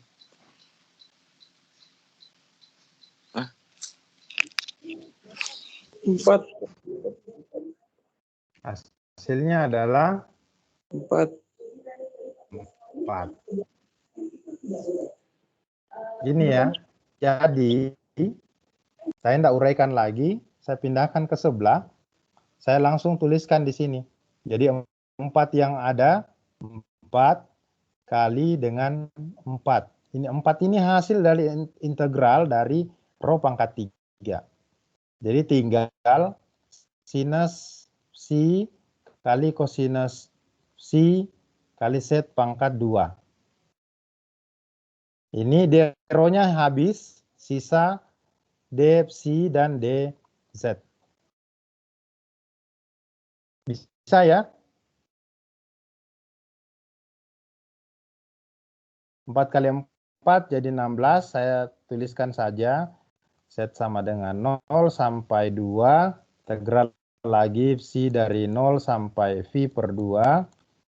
Ini 16 kali sinus psi kali cos psi kali Z pangkat 2. Kali D psi dan dZ.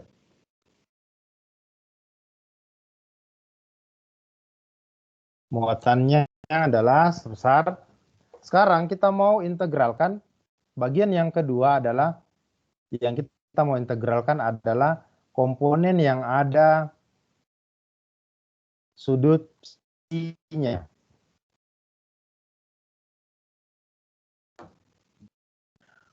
Komponen yang ada sudut psi.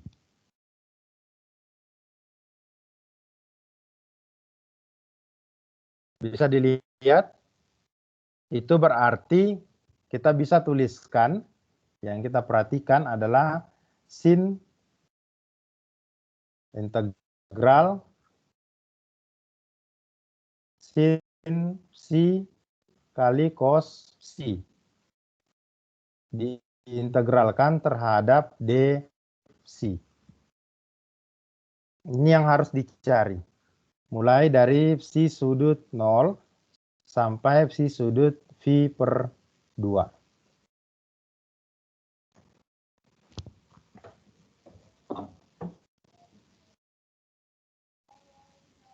Hasilnya berapa? Ayo.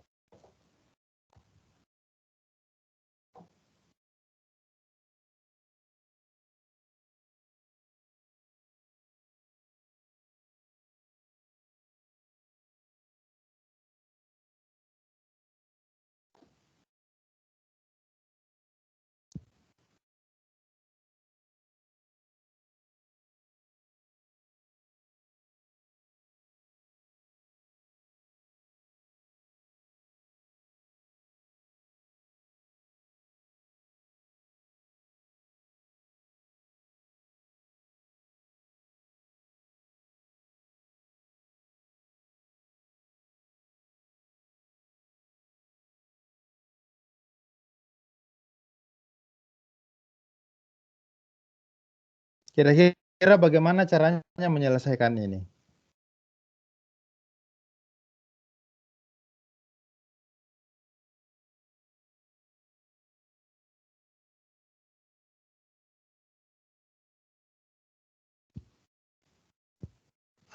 Nah, ini kita harus pakai trik sedikit ya.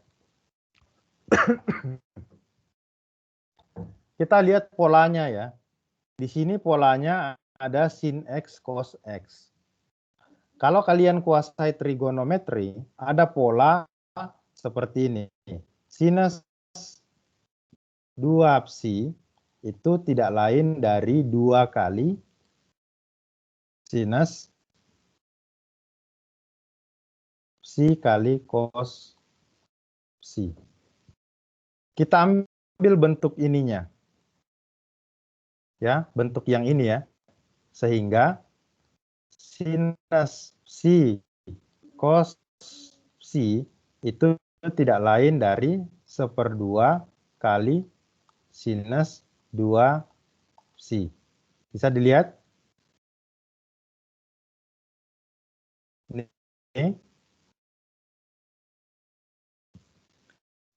Nah, ini kita masukkan ke integral sini untuk selesaikan. Jadi ini sebenarnya sudah kalkulus lagi ya, ini sudah bukan medan ini. Kita sedang menjelaskan kalkulus. Psi dari 0 sampai phi per 2, ini setengah kali sinus 2 psi, ini integralnya berapa terhadap d psi.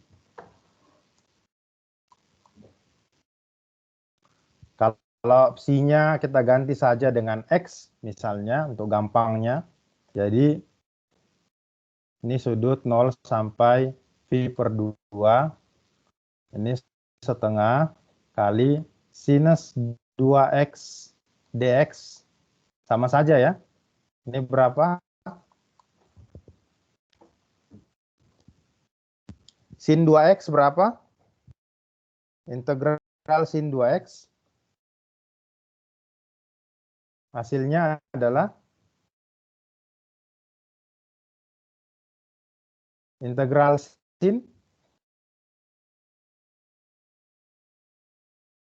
sinus apa hasilnya? Hasilnya adalah min cos ya. Jadi kita tulis ini setengahnya keluar.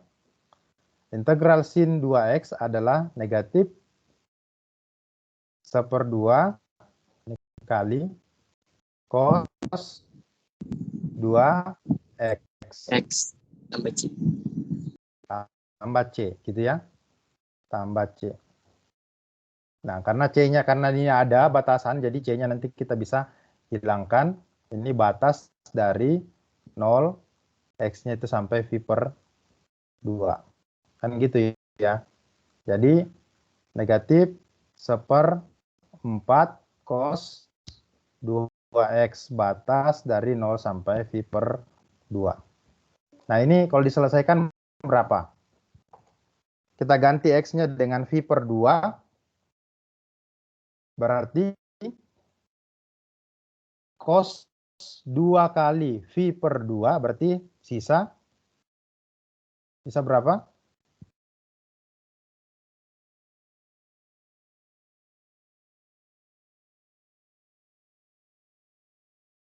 Saya tulis di sini 1/4 kali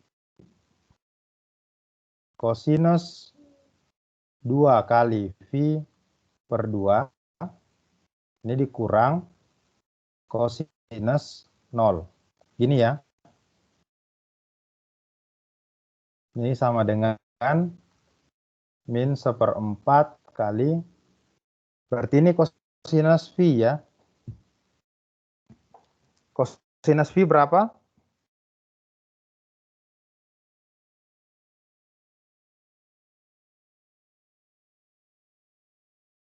Halo.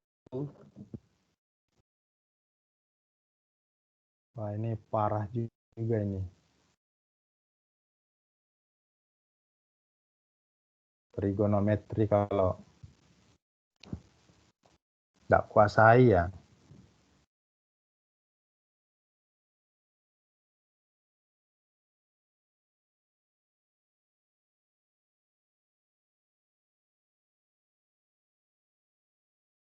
Berapa hasilnya?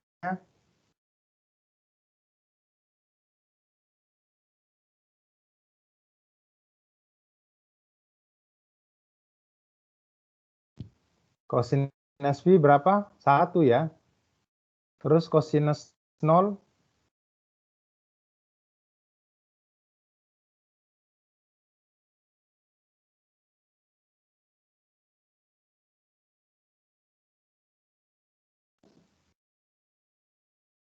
Cosinus 0 hasilnya juga Satu, Pak.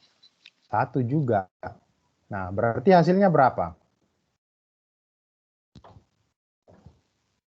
1 kurang 1. 0. Jadi 0 hasilnya. Begitu kah? Tidak ya. Ada kesalahan. Di mana kira-kira salahnya?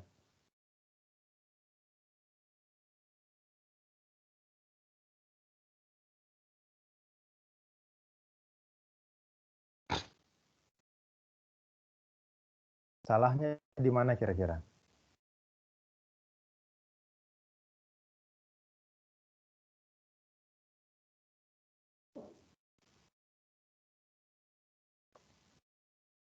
Harusnya kita tuliskan, tadi ini saya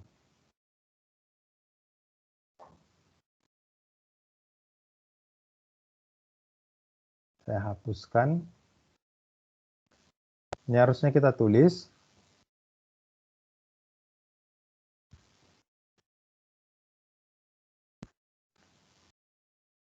dikurang ini ya.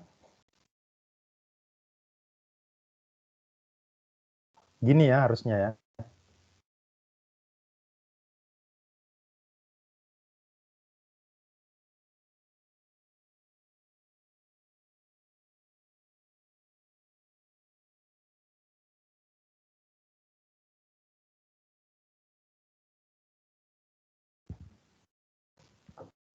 Berapa didapat?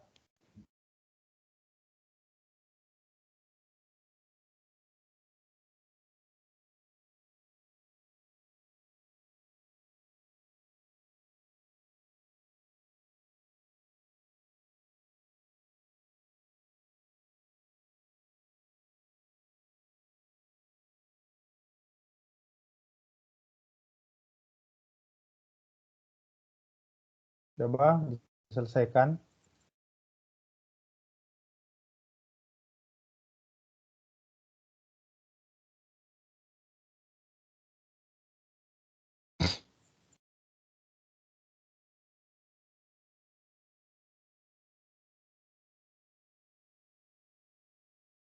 Atau adakah yang salah?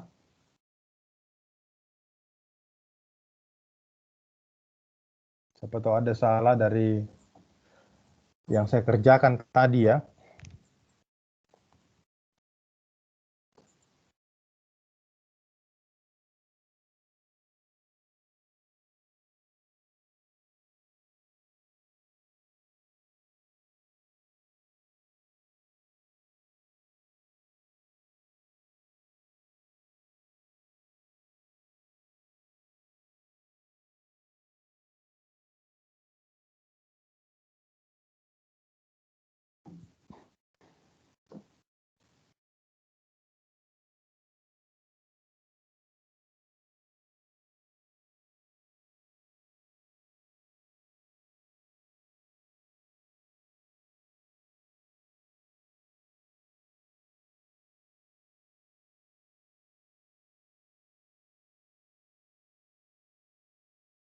Adakah yang salah?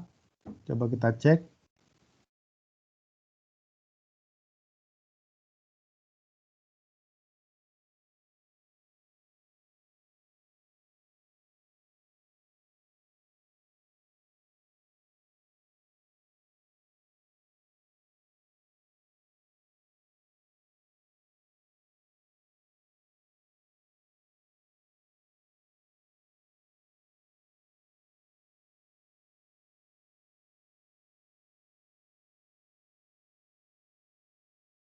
Sampai sini betul ya?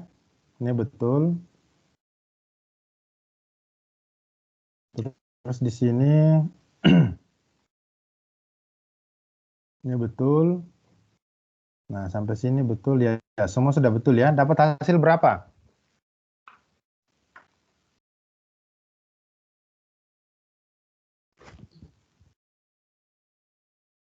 Melvin, berapa Melvin?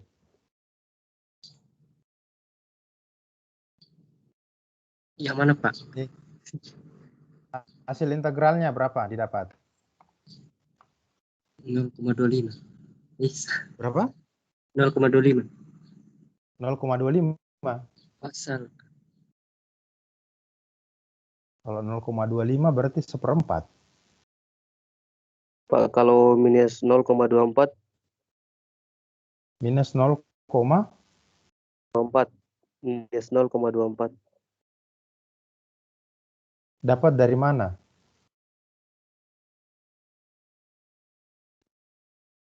Kalikan semua, Pak. Bagikan. Apa yang dikali semua? Ini apa?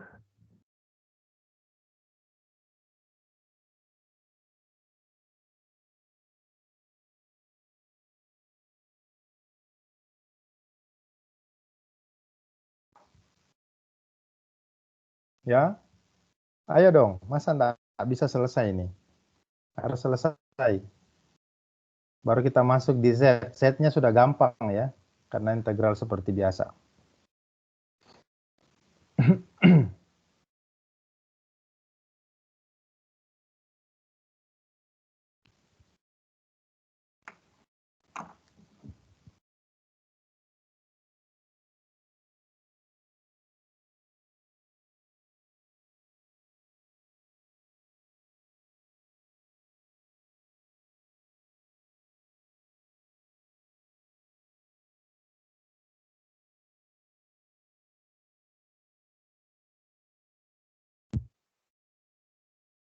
Permisi, Pak. Ya, Maaf, Pak, mau tanya yang di bagian sebelah kanan itu seperempat cos 0 saja, Kak, Pak? Bukan minus seperempat gitu. minus. Nah, begitu. Begitu Kak maksudnya? Iya, Pak. Iya. Hasilnya berapa?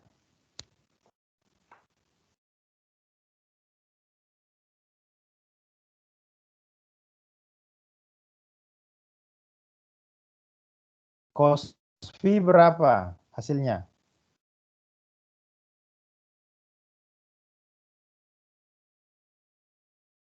-0,25, Pak. Cosinus V. V-nya ini berapa ya ini? Maksud V ini berapa? Bukan 3,14 ya? Ini sudut. V itu adalah berapa? V di sini adalah Sudut 180 derajat 180, ya? Bu. Iya, Iya, 180 derajat. Karena dia sudut di sini, bukan 3,14. Nah, berarti hasilnya berapa?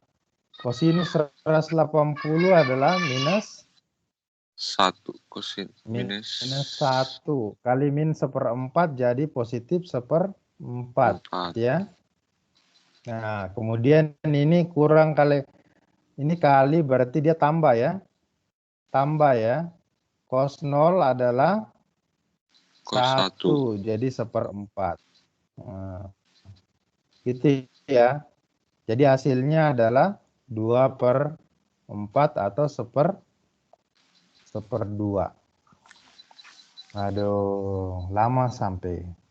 Nah, kita pindahkan hasilnya ke sini, kembali. Kita bisa tuliskan integral Z sama dengan 0 sampai 2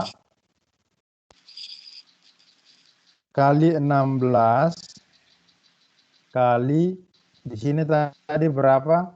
1/2 ya? 1/2. Kali 1/2 hasilnya. Sisa apa? Z pangkat 2 kali DZ. Z. Ini ya. Jadi ini kita sederhanakan. Jadi sisa I sama dengan integral Z sama dengan 0 sampai 2. Berarti sisa berapa? 16 bagi 2 dapat 8 Z kuadrat DZ. Nah, kalau sudah gini kan gampang. Integral Z-nya ya. Tinggal Z. Z kuadrat dengan DZ. Berarti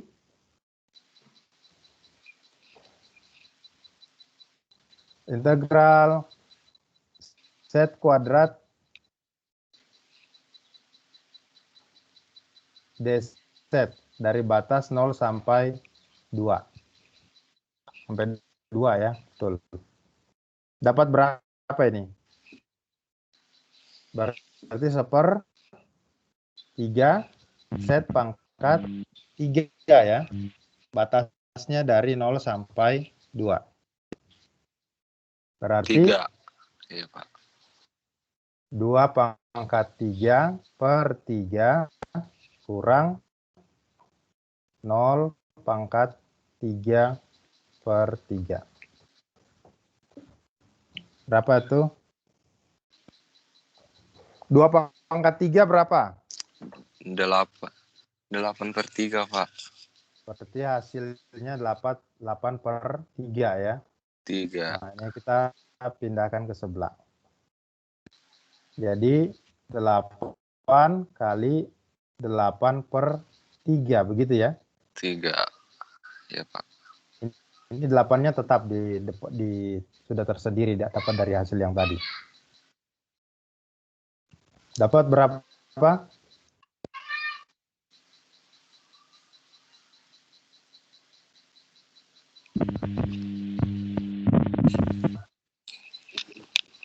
Betulkah ada yang salah? Coba kita lihat dulu. Oh, ada yang salah. Sorry, saya salah tulis ya. Setnya ini dari 0 sampai 3 ya. Di sini saya tulis 2. 0 sampai 3. Oh, ini banyak salah ini. Sampai 3. Ini sampai 3. Jadi salah ya. Berarti tadi salahnya di mana? Ini saya hapus dulu.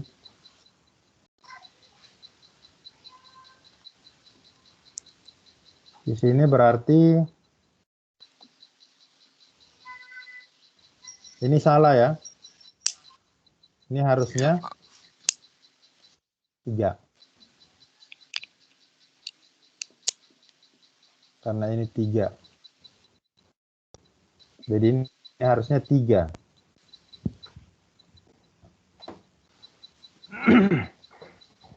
Dapat berapa?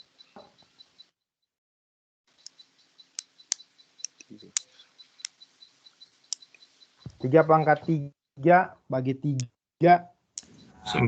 berarti sisa 3 pangkat 2 sebenarnya ya, sisa 9. Nah, ini 8 kali 9.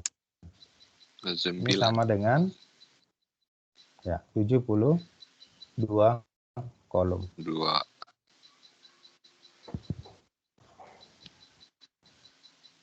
Ya, jadi kira-kira seperti itu. Bagaimana dengan muatan kerapatan yang berbentuk volume, dalam hal ini bentuknya bola, dengan batasan volume yang ada, bukan bola ya, sorry, tabung tadi ya, tabung. Nah, kita bisa menghitung berapa banyak muatan yang ada dalam kerapatan volume tersebut dengan cara ya mengaplikasikan kalkulus di sini, gitu, dengan mengintegralkan 3 kali, ya itu kira-kira. Jadi hari ini kita bahas 2 bagian. Pertama bagian tentang bagaimana menentukan intensitas medan listrik yang dipengaruhi oleh muatan titik, dan kemudian juga kita mulai masuk melihat distribusi muatan berbentuk volume ya, gitu. Minggu depan kita akan lanjutkan distribusi muatan berbentuk tabung dan distribusi muatan berbentuk garis ya. Bukan tabung. Jadi muatan itu ada titik, muatan titik, ada muatan bentuk volume. Volume ini bisa macam-macam, bisa bentuknya kubus, bisa bentuknya tabung, dan bisa bentuknya. Kemudian muatan berbentuk bidang. Bidang ini berarti semacam lembaran begitu. Dan ada muatan berbentuk seperti garis. Nah, itu yang akan kita bahas di materi kita selanjutnya. Hari ini saya cukupkan sampai di sini dulu. Ada yang mau ditanyakan, silakan.